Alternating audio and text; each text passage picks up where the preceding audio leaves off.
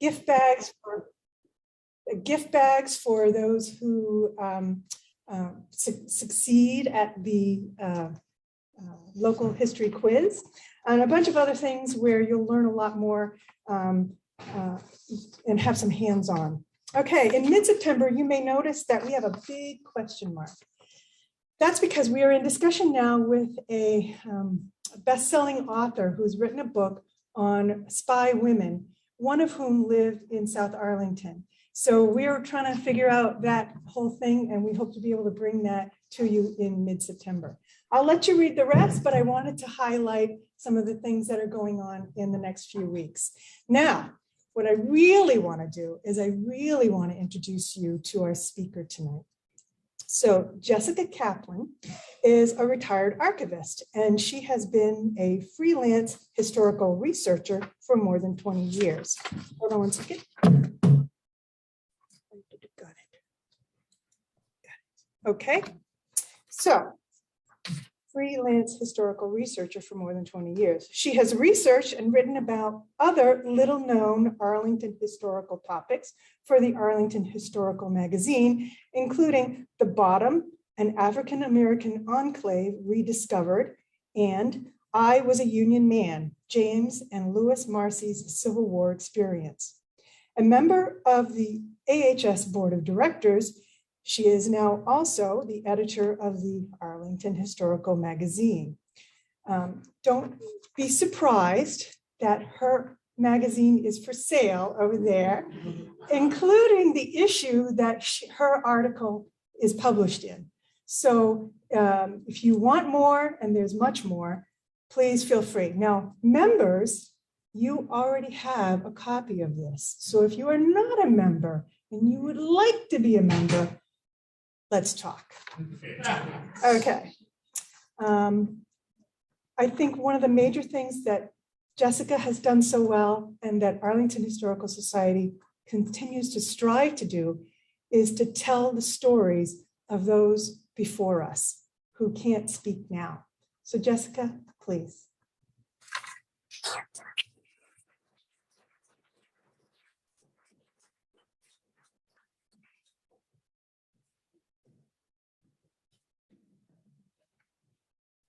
Well, I would like to thank all of you for coming out tonight. It's wonderful to see you.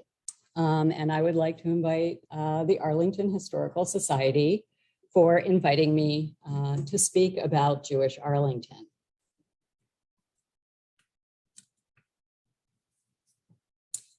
Alexandria City had a German Jewish population going back to about the 1850s. But none of them settled in Alexandria County. And that is the rural area of what was Alexandria in the 19th century up to 1920. And it's now what we call Arlington. And I'm going to use Arlington for our talk today, even though really part of the time the community was Alexandria County. The first Jews I could reliably document came to Arlington around 1900. Their numbers, as you can see in this chart, continued to grow.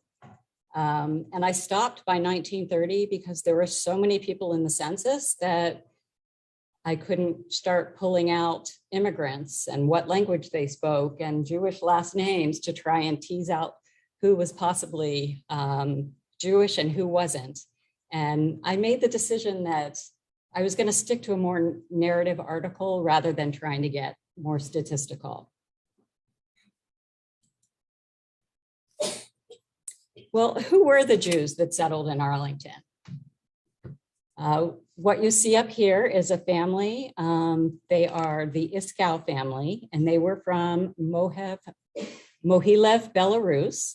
And this shot was taken there in the 1890s.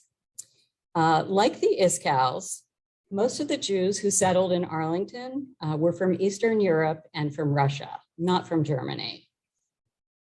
A lot of them had faced a great deal of anti-Semitism in the old country. They were forbidden to own land. They were forced into specific occupations. Their sons were forced into the military, often at the age of 12 or 13. And they also were the victims of pogroms, which were violence against Jews in the area. So it wasn't surprising that a lot of them decided to leave, and they immigrated to the United States to a lot of the major cities, New York, Boston, Philadelphia, Baltimore, Chicago. And from the major cities, they sort of fanned out into the rest of the United States and went into some of the smaller communities like Arlington. These families generally spoke Yiddish, and both men and women in the families had business skills, which they had used in the old country.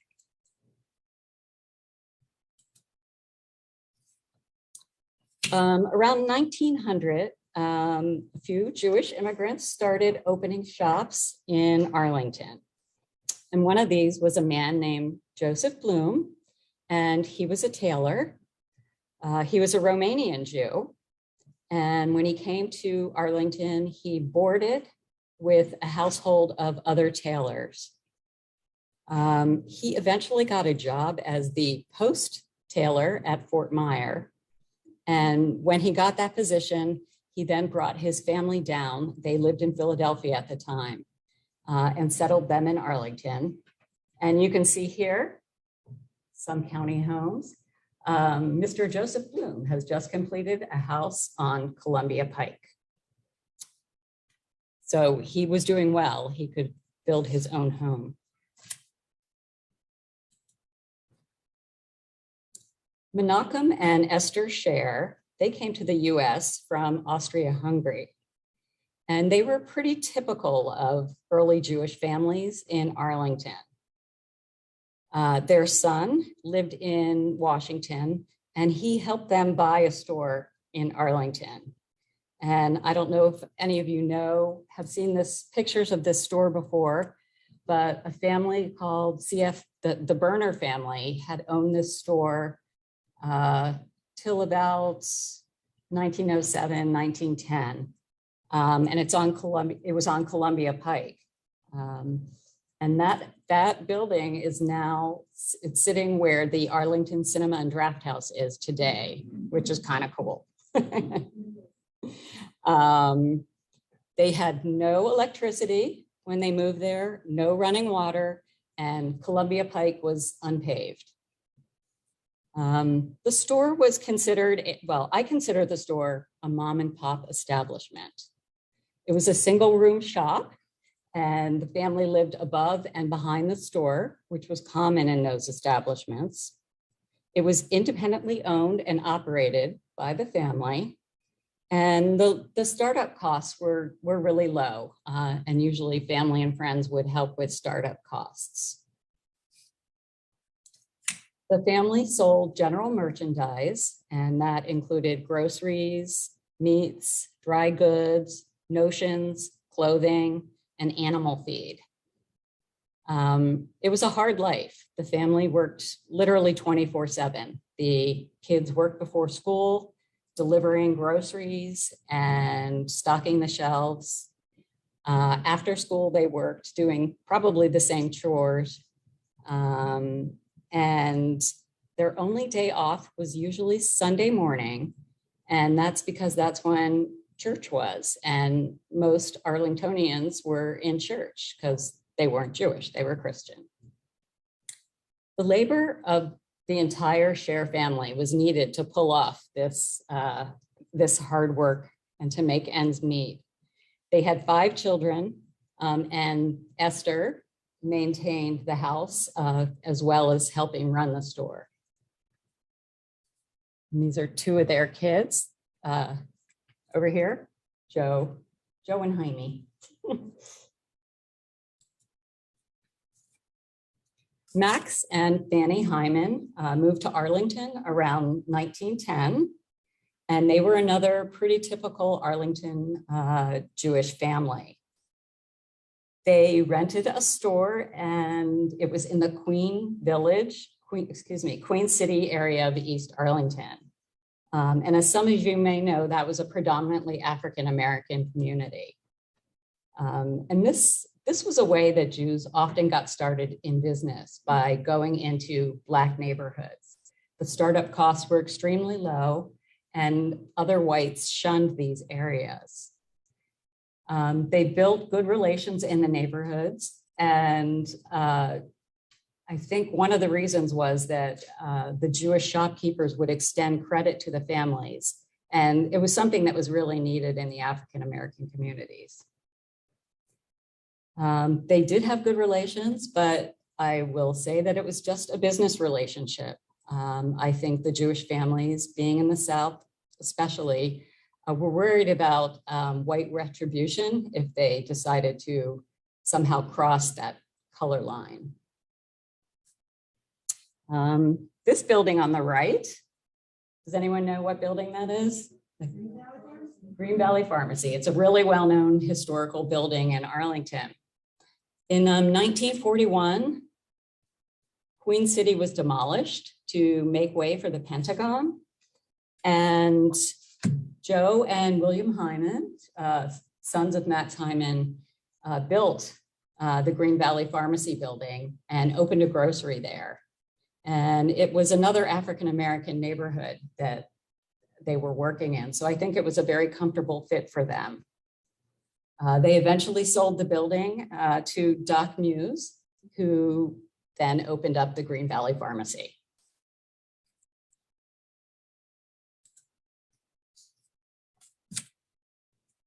Morris and Esther Kiseleff, unfortunately, I don't have a picture of Esther. They sold their grocery in Washington, D.C., and they moved to Arlington around 1916. They came here because their son Harold had polio, and his doctors felt that if they lived in a more rural area, it would be better for his health. So the family bought a store in Aurora Heights, and it's interesting that today it's Langston Boulevard, where the store is, right near Highland Street. And it's, I don't know if you guys know it, it's the 7-Eleven with the burger joint. That's where his store was. The family had a fair amount of tragedy, I'm afraid. In 1908, Esther died, and Morris pulled his eldest daughter, Josephine, out of school. She was at WNL, and she had to care for her younger siblings and the store with him. And I think it was pretty typical for the time that he would pull a daughter and not a son. A lot of the Jewish families felt that a son's education was more important than a daughter's. I do love this picture of him. Morris Kiseleff, in 1921, joined a grocery store cooperative. It was called DGS, or District Grocery Stores. It was made up of a group of Jewish grocers in the DC area who'd been discriminated against by wholesalers. By coming together, they leveraged their buying power and were able to negotiate a lot lower prices. DGS was really successful. By the 1930s, it had grown in leaps and bounds, and it had both Jewish and non-Jewish grocers who belonged to it. And it was pretty important as some of these chain groceries started moving into the area, like Giant and A&P, because this cooperative enabled them to compete price-wise.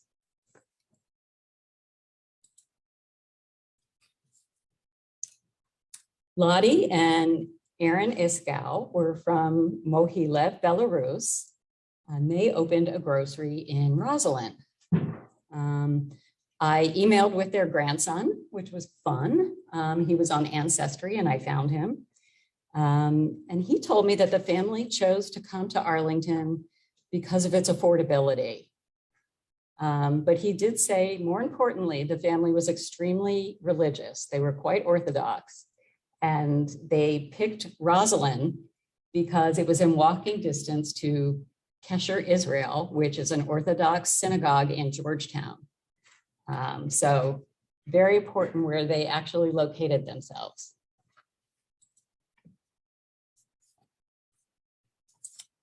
The synagogue, or in Yiddish, the shul, is the heart of a Jewish community. And Arlington had no shul. So the families went to the District of Columbia or to Alexandria to attend holiday services. Right here on the left is Kesher Israel Congregation, which is the one the Iskow family went to. And on the right here is Tiferet Israel, and that the Sher family worshiped at Tiferet Israel. And Menachem, the patriarch of the family, is actually buried there. Tiferet is also an Orthodox synagogue and had a very much Eastern European population. So practicing Judaism was kind of difficult in Arlington, which was really majority Christian area. So as I alluded to before, the only free time families had was on Sunday morning when other Arlingtonians were in church and weren't shopping. But the Jewish Sabbath is on Saturday. And that was probably the busiest time for the different families, Jewish families. No, for the Christian families who would do shopping. And unfortunately, the families to make it would have to keep the stores open. Another problem they had was keeping kosher.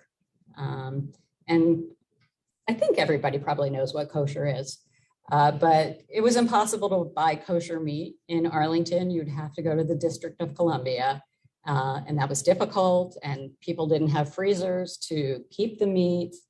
So I think being able to maintain Jewish rules around keeping kosher fell to the wayside.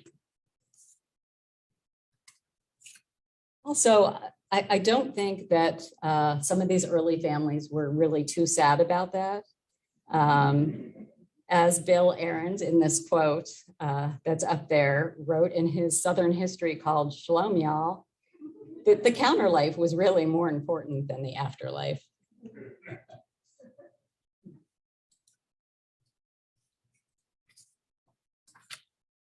In the late 1920s, a man named George Wasserman, a Russian Jew, opened a service station on Wilson Boulevard near the Morey School. It didn't take him very long to realize that he could make a lot more money selling radios. So he quickly purchased this building and opened George's Radio Shop. And can anyone tell me what's in that building right now? It's in Clarendon. Liberty Tavern. Yeah, that's right. So that building's been reused over and over and over. It's very fun.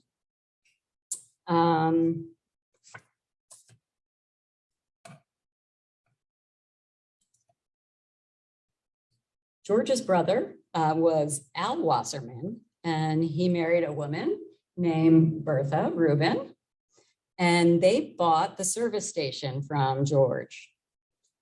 Bertha pumped the gas and Al fixed the cars.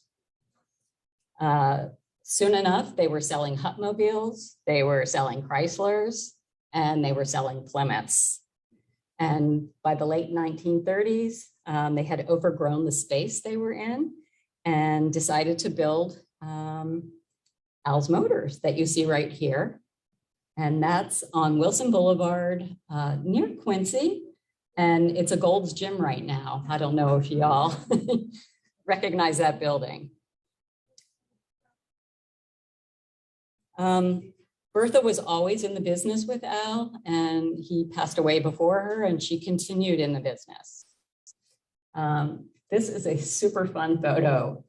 Al is in the middle, and it turns out he was a strong man. And what he is doing is he's got all four men he's holding up.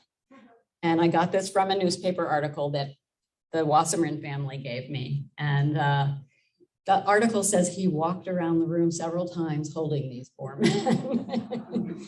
So I'm thinking Al was quite a character.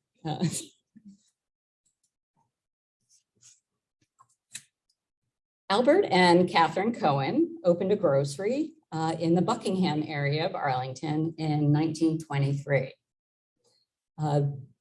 It became a springboard to a real estate business, a brokerage business, and a credit bureau business. And Catherine was Al's partner throughout. In the late 1930s, Al got into development, and this middle picture is of a hotel that he had tried to build on Route 50, but could not get the zoning for. So that does not look familiar, I'm sure. Catherine Cohen, his wife, was a real entrepreneur in her own right. And I think that was really rare for women of the time. We're in the 1920s now. Like I said, she partnered with Al in all his businesses, and she pretty much ran their credit bureau. In 1928, she started the Arlington County Business Women's Club. And this is her right there. She was the first president of the club, and the club was very active in lobbying for girls' education and in helping young women find meaningful careers. So good stuff. Catherine also started the Credit Women's Breakfast Club. Wow, who knew? That was a thing, but she did this in 1929, and it continued for many years. Catherine was on the board of many nonprofits, and they were both Jewish nonprofits and non-Jewish. But I have to say, like this Arlington Women's professional group, she was usually the token Jew, and that was pretty characteristic of the times.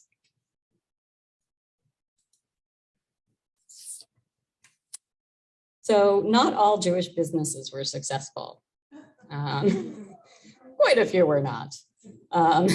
Many operated for a year or two before closing, and some, like Louis Rubin's fancy grocery store, received very checkered reviews. And I got this quote from an oral history at the library, and it says, "Rubin's store was quite a sad little grocery store.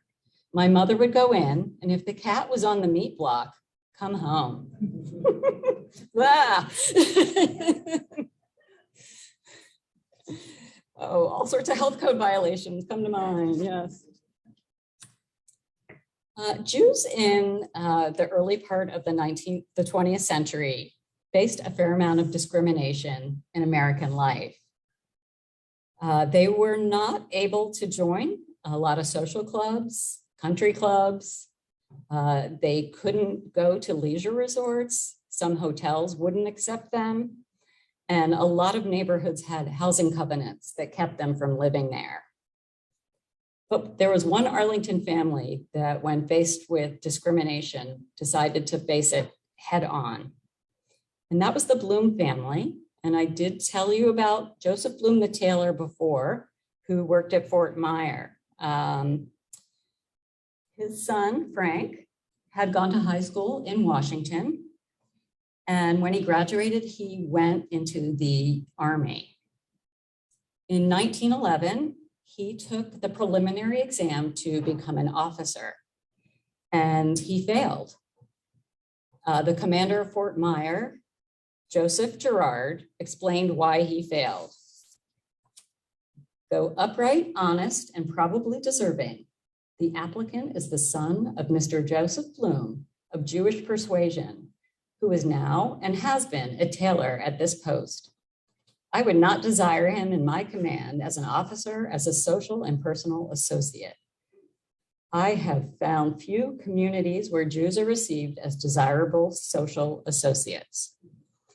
So when Frank's mother read this, she was enraged.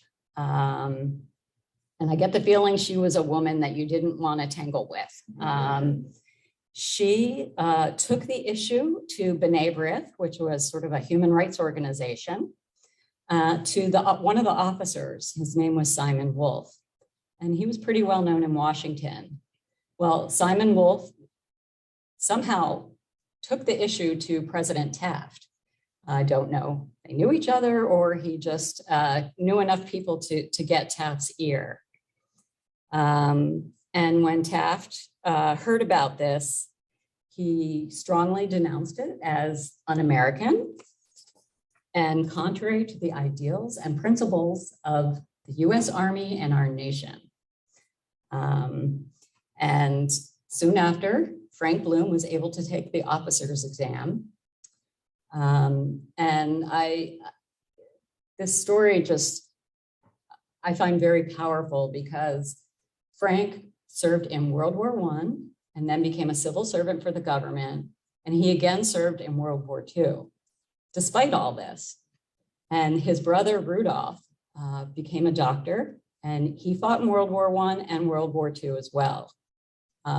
This family served this country well.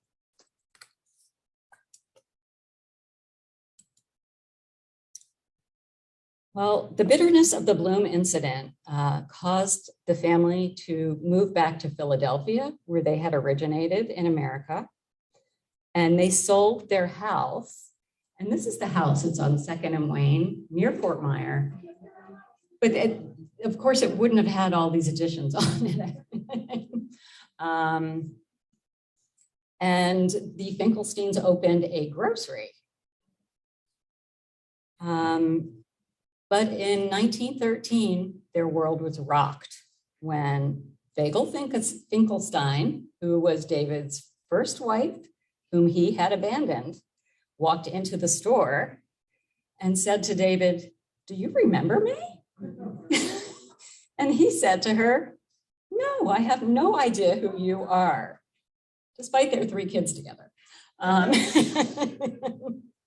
I'm going to back up a little and tell you more of their story. David and Fagel were from Russia, and they had moved to New York City in the early 1900s and had 2 children. And when David said to Fagel, "You know, I don't think we're ever going to be able to start a business if I can't raise more money. So how about you go back to Russia and I can save everything that I earn, and then I'll bring you back over and I'll buy a store." And she was game. And she was also pregnant when she went back to Russia with their 3rd child. For a year, he sent child support, and then suddenly she didn't hear from him again. And she said there were several articles in the paper that she thought he had passed away until she received a thick packet of documents in English from Virginia. And she couldn't read it and she had to find someone who could. And it turned out it was divorce papers from David. And in the papers, he had said that she had abandoned him by going back to Russia. She immediately sold her house in Russia and came to the United States, and she had to be resourceful because she tracked him down and came to his store. She also got the support of Hebrew Charities, and they did pro bono work for her case, and she sued David for child support. And I don't actually know the true story, but he refused to pay child support at first, and then the court enforced it, and he did. So I don't know what became of Vega. I actually tried to find her in the census and newspapers, but she seems to have disappeared. But I do know that Anna remained with David, his 2nd wife, and I don't know why.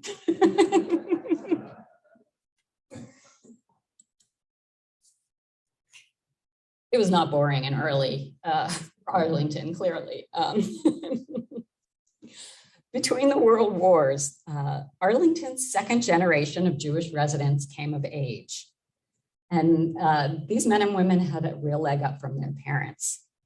They spoke unaccented English. They had grown up with financial stability. They knew the American cultural norms, and they had been educated in Arlington's fantastic schools. They had gone to elementary school and to middle school here. And after 1925, when W&L opened, they went to W&L.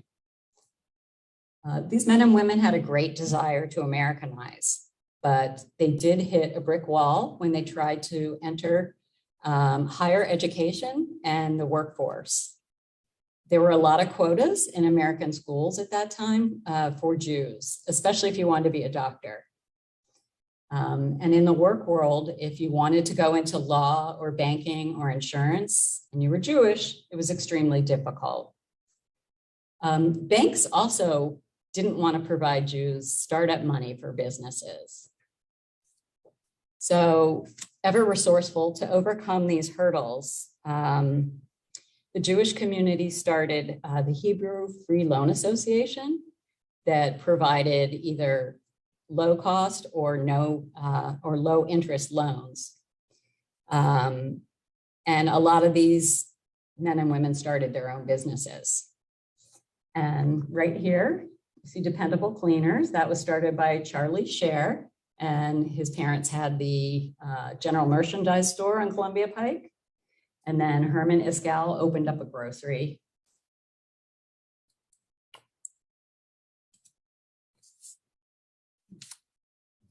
So the Depression was a pretty difficult time for Arlingtonians. The Jewish community tightened their belts, and I heard from different families that kids tried to get jobs and fathers took second jobs.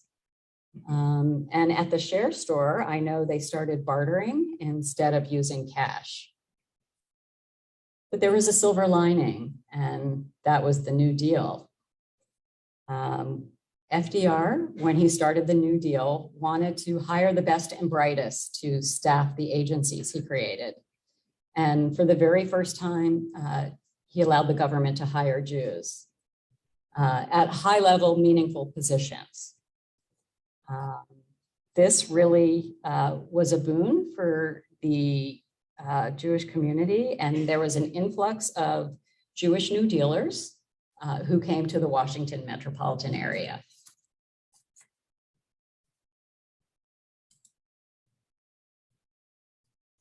So a large number of stores opened to service the influx of new dealers in Arlington. I was wondering, this is a quiz, if anyone can tell me what this Amoco station became that is still in existence today. Huh? No. Think cars. It's American Service Station, which is on Glebe Road. And it was started by Saul Brooks and his brother-in-law, Saul Gordon. And it started as an Amoco station and grew and grew. Down here is beloved Public Shoe Store, which was started by the Friedman family. It was in Clarendon. And I bet most of you remember that store. Another quiz. Community Drug Company opened in the Buckingham area.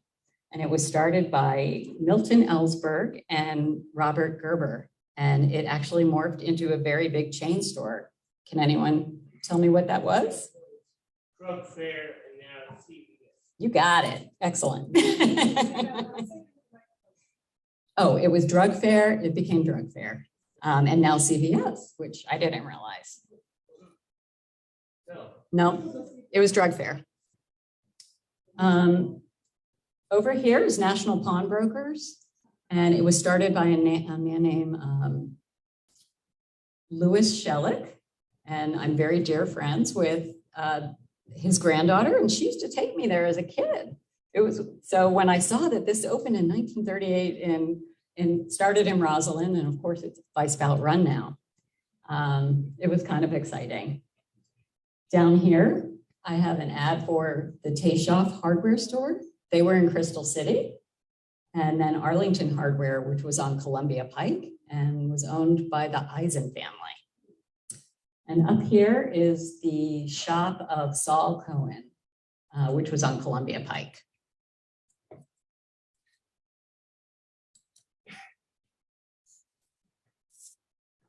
And there's one other store I could not find a photo of, but is still in business, and that's Dominion Electric, and started in 1938, not far from where it's sitting today. Well, the new dealers changed life for Arlington Jews. They had come from cities all over the United States that had large Jewish populations, and they had a Jewish infrastructure. They had synagogues, they had Jewish community centers, theater, restaurants, and they got to Arlington and there was nothing. And they felt very isolated and disconnected to Jewish life without a synagogue. And in the late 1930s, a group got together and created a synagogue called Ohev Shalom Congregation. They didn't have a home. They met in the Jones Building in Clarendon. They met at Ashton Women's Center. But they finally decided that they couldn't not have a home. And they reached out to two men that I talked about earlier, old timers now, Al Wasserman and Albert Cohen, to help them find land in Arlington and to help with financing so that they could build a synagogue. And I believe the two men gladly helped. And the result was this synagogue. They broke ground in 1947 to start building it. At this time, it became the Arlington Jewish Center. I think it was the two Als with their local business knowledge and their contacts that really helped them make it happen. So for the first time, the Arlington Jewish community had a home. It had a synagogue. And I bookended my talk to 1940 because that's really when the congregation began. And I feel like for the first time, there was a real Jewish community. It had finally gelled. And now, 75 years later, I don't know how many of you read this in the paper, but Northern Virginia boasts the largest Jewish population in the metropolitan area. So there you have it, the early Jews of Arlington. Thank you, and I'm happy to take questions.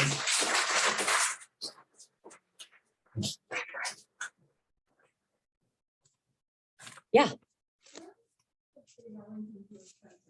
Where was the Arlington Jewish Center? It's Route 50 in Fillmore. And that's where the synagogue is today. It's called Etz Hayim.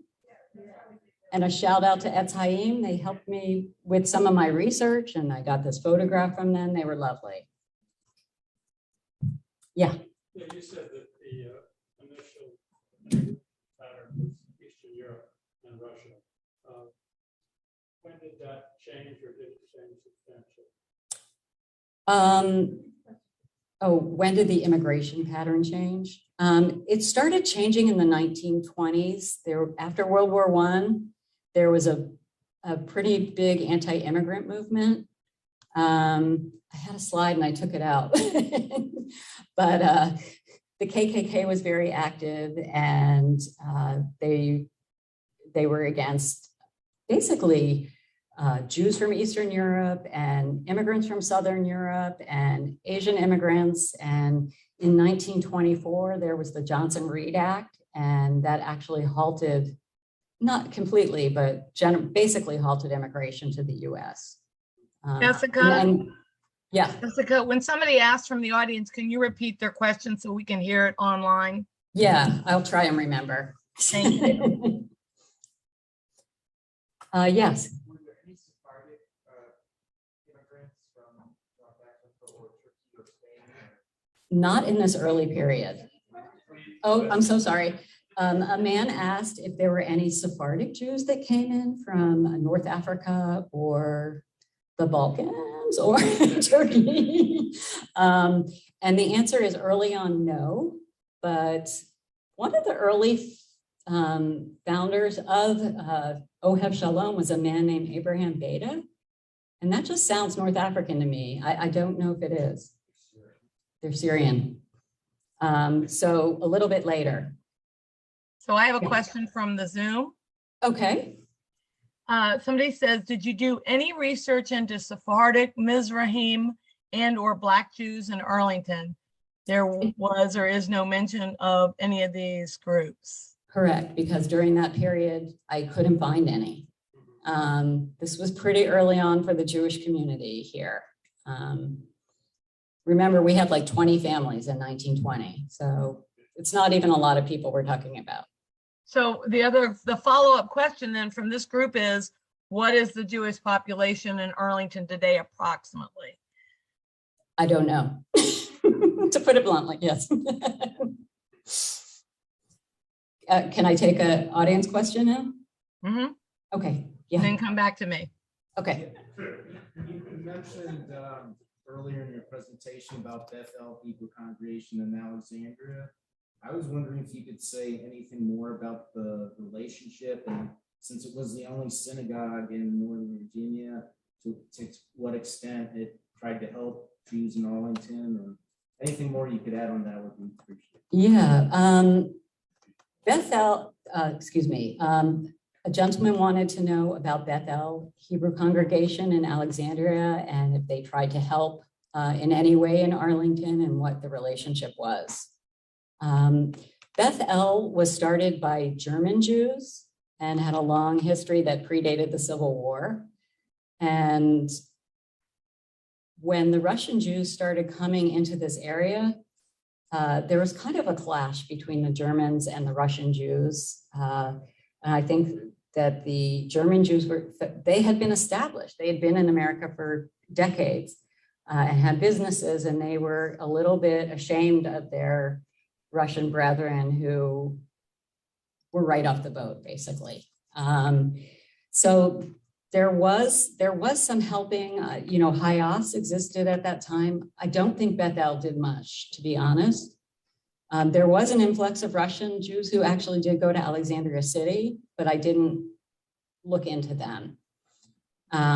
There was another synagogue in the teens called Agudas Hakim that was built, and that's more the Russian Jews. I couldn't find a photograph, and I really couldn't find any specific family that mentioned having gone to Agudas Hakim, but I didn't want to rule out the fact that Alexandria was so close, and even in the same county at first, that the families wouldn't have traveled there to attend temple. Thank you. Yeah, Sean.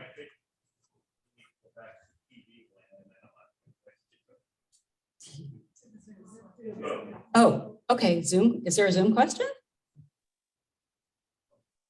Yes, there is a couple of Zoom questions. Let me give you a couple. First of all, do you have any knowledge of the Bergman's Cleaners that was in Arlington, if those founders were Jewish? They were Jewish, but they lived in the District of Columbia. And this was just a branch store, not their original store. Okay. So yeah, so I didn't mention that, but yep, they were an old business here for sure. All right, here's another one. Did the Jewish community organize to counter the Ku Klux Klan's anti-Semitism? If so, were there any firebombings or lynchings in retaliation by the KKK that you're aware of? Not that I'm aware of. You know, the KKK was pretty strong in Arlington in the 20s. I read something that called Arlington a Klan town and said that they had a listing in the phone book. But I think the Klan pretty much was very anti-immigrant and was working off intimidation by marching through areas like Cherrydale and having cross burnings in Ballston. I think the cross burnings, though, were more aimed towards the African-American community there. But I think there was just a fair amount of intimidation and discomfort with it. But I don't know of any organizations in Arlington that sprang up to counter that. I think people were afraid, and it wasn't too far from, the rise of Hitler too. And I think Jews decided to be quiet and try and not be noticed, not to make waves. And I think a lot of other Jews decided to completely Americanize and pretend they weren't Jewish. It was hard back then. So I have a comment from somebody, kind of a follow-up of an earlier question. They say, most Jewish history wipes out or ignores non-Ashkenazi Jews on the premise that they cannot find them. Usually they're there, but the dominant community is clueless on how to look for them. It's a major problem throughout US Jewish history that has ignored the existence of these groups for centuries. Well, I happen to be married to one of them. So I am not ignoring them. But basically, I found most of these people through the newspapers and the census, and it tells you what countries they immigrated from. And I did not see anyone who, I could pick out as being Jewish who was, from North Africa or Turkey. I didn't really see much immigration to this area from there. So no, I don't think I messed up, but hey, ain't absolutely possible. Well, and they may, this may be something that needs to be even more reported beyond. So we don't know, like you said, you only had a few families that you were researching because the population was so small. So Art, you had a question? Thank you. I was just going to ask Jessica, in your research for the descendants, and you mentioned using the answer, where was the diaspora? Were most of the people you reached out to still in the area, in the DMV? Sean asked if the descendants of some of these families I researched were still in the DMV. There are some. Al Wasserman's family is in Potomac, and some of the families in right around the Richmond area. The Scher family, they lived here for years and years and years. Two of their children did oral histories that are in the library that were so informative. And I believe that they have children who are still here. Although I did call one who had passed away recently, who was the family historian. So yeah, and then the two families, the Iskov family and the Kiselev family, I think the Kiselevs are in this area, but it was all through email and I didn't ask where they were. Yeah. So I was going to share two pieces of information. Wait, one sec. We're going to get two pieces of information shared by someone in the audience. And then I have a question. Many people may know, but so the rabbi at Arlington Fairfax for many years was Marvin Bash. And his son, Jeremy Bash, who was then married to David Bash. Who's on TV. I didn't know that.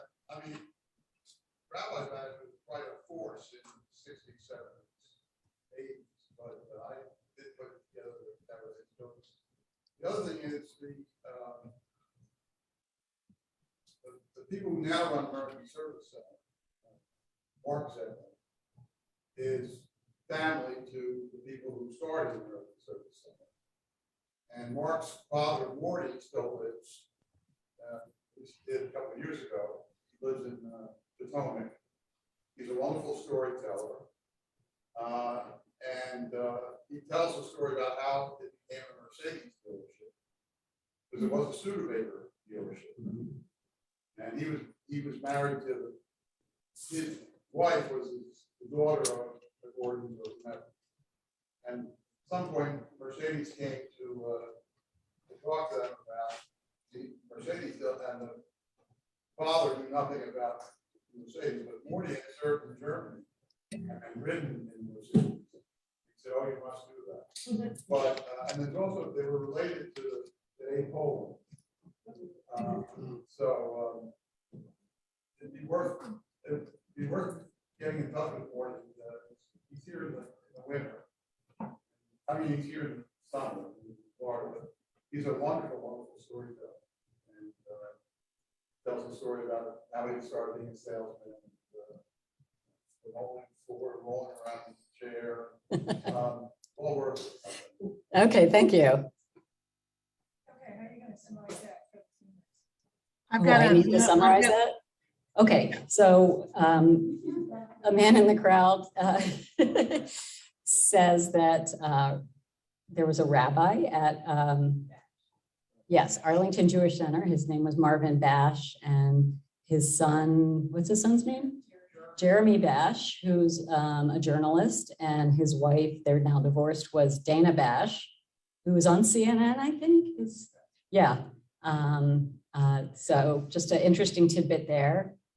And that the owners of American Service Center are still in the area. Mark Zetlin works there. And he's a member of AHS. Okay,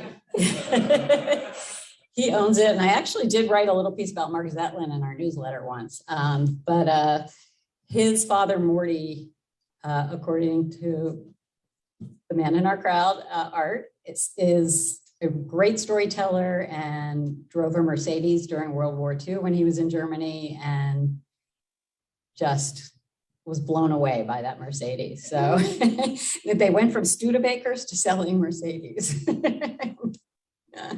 Okay, thanks.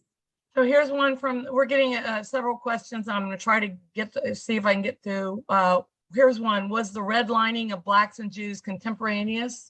Or was there any difference in the timeframes for the two groups being prevented from home ownership? They were, I don't think it was redlining with the Jews. It was just housing covenants. I don't, although I really didn't look into bank loans. But it was certainly at around the same time. I would say it was a lot worse for African Americans and went on much longer. Okay, yeah,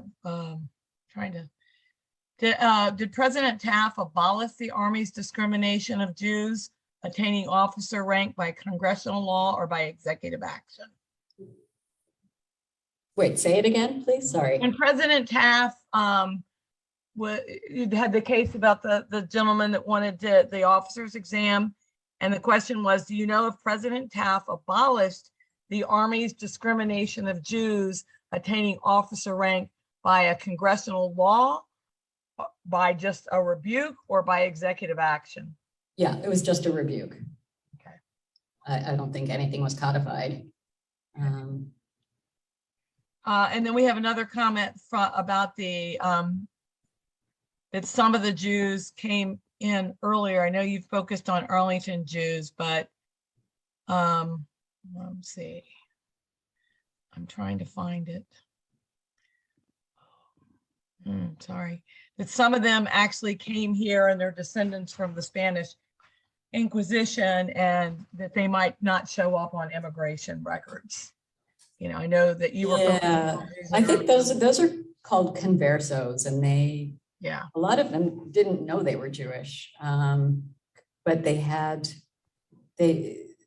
performed rituals that were Jewish, and over time, families figured out that these were remains from the Spanish Inquisition. But I think most of those families went to Mexico and the Southwest, where Spanish was spoken. It's a little bit easier, but I think their kids are all over the United States now. Very, very interesting story. Yeah. I think that's it from the Zoom right now. Okay, we have someone from the audience. Yeah. So much of our history is contained in cemeteries. I was curious when King David Memorial Gardens was started. And if you found anything about I know it doesn't always say what town they're from, but I know that many of our Jewish friends are there. Yeah, so the question was about King David Cemetery, which is, I think it's in Falls Church, Fairfax. It's on Lee Highway, and a lot of Jews from Arlington are buried there. Absolutely. And everywhere. Exactly. But I don't know when it opened. I'm sorry. It's a good question. Yeah. Yes, you had a question, right? Well, I have a question and some comments. My question was about Tenerife Synagogue that you pictured. I wondered where that was. Tifereth Israel? Yes, It's on 14th and Euclid Streets, so it's upper northwest. upper northwest, yes. Okay. It was a schlep, It was, but it was worth it, yeah. Still in existence. My comments are that Buddhist Hakim is conservative. In Judaism, like in most religions, there are a lot of branches, and Buddhist Hakim is conservative, whereas Bethel was Reform congregation, and Agudas Hakim is in Alexandria, but very close to Shirley, on Valley Lane in Alexandria. But anyway, getting back to Bethel, the picture you showed, and there is a historical marker on King Street where Bethel originally stood. It now exists on Seminary Road in Alexandria.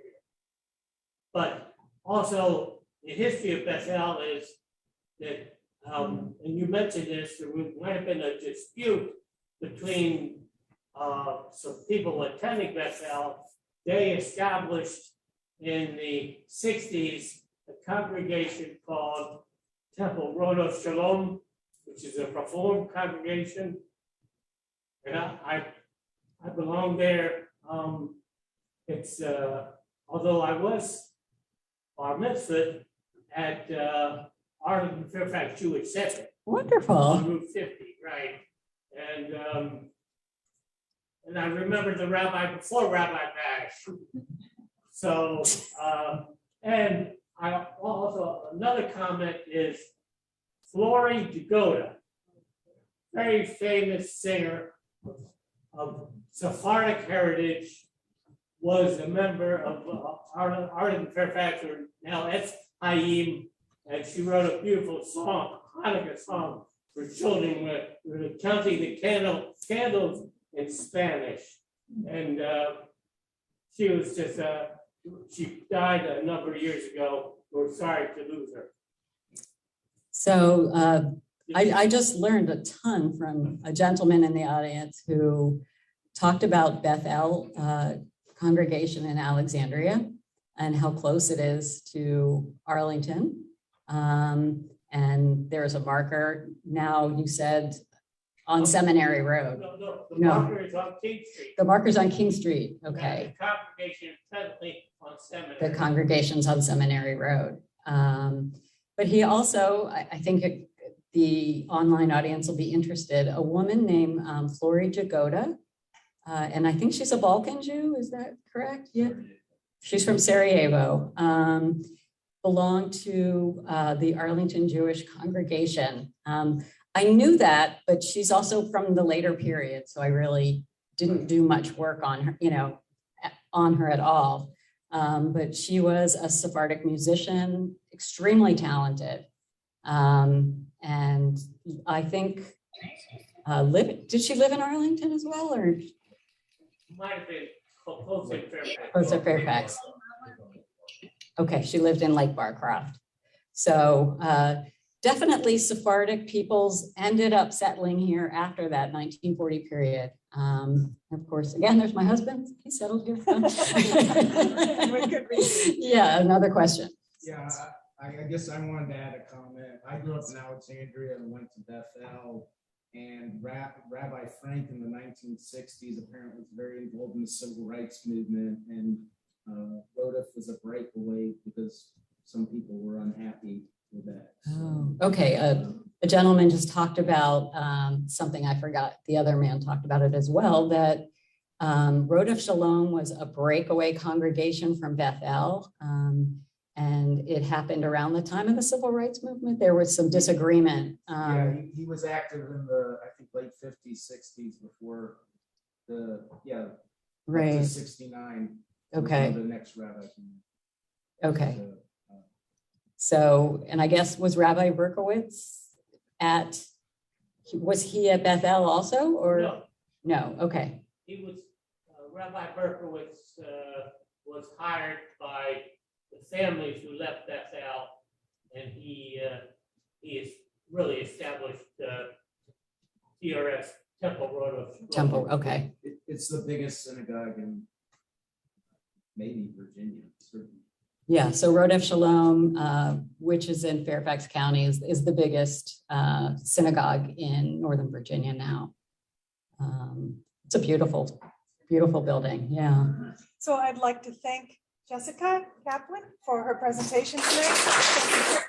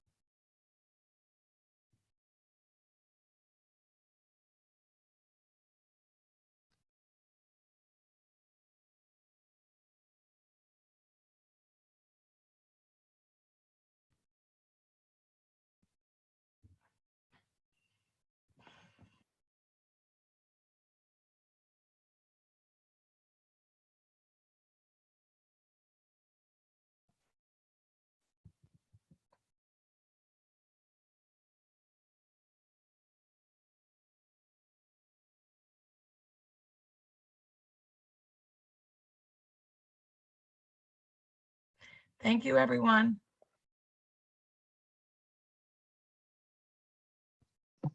Okay, thank you.